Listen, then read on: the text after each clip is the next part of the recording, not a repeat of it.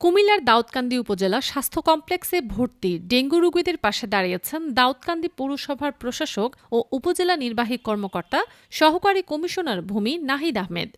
সোমবার ১৭ আগস্ট দুপুরে গৌরীপুর উপজেলা স্বাস্থ্য কমপ্লেক্স পরিদর্শনে গিয়ে তিনি ডেঙ্গু আক্রান্ত রোগীদের সঙ্গে কথা বলেন এবং তাদের চিকিৎসার খোঁজ খবর নেন। এ সময় পৌরসভার পক্ষ থেকে হাসপাতালে ভর্তি প্রত্যেক ডেঙ্গু রোগীকে একটি করে উন্নতমানের মশারি উপহার দেয়া হয়। নাহিদ আহমেদ বলেন, ডেঙ্গু প্রতিরোধে সচেতনতার পাশাপাশি মশার কামড় থেকে নিজেকে সুরক্ষিত রাখা জরুরি। বাড়ির আশপাশ পরিষ্কার রাখা এবং মশার প্রজননস্থল ধ্বংসে সবাইকে এগিয়ে আসতে হবে। উপজেলা স্বাস্থ্য কর্মকর্তা ড হাবিবুর রহমান জানান, ডেঙ্গু রোগীদের নিয়মিত চিকিৎসা ও প্রয়োজনীয় সেবা দেয়া হচ্ছে। রোগীদের সুরক্ষায় মশারি দেওয়ার উদ্যোগকে তিনি সময়োপযোগী ও প্রশংসনীয় বলে উল্লেখ করেন। এ সময় হাসপাতালের চিকিৎসক, নার্স ও সংশ্লিষ্ট কর্মকর্তা-কর্মচারীরা উপস্থিত ছিলেন। দাউদকান্দি থেকে ফারজানা মৌসুমী, ডিটিভি বাংলা।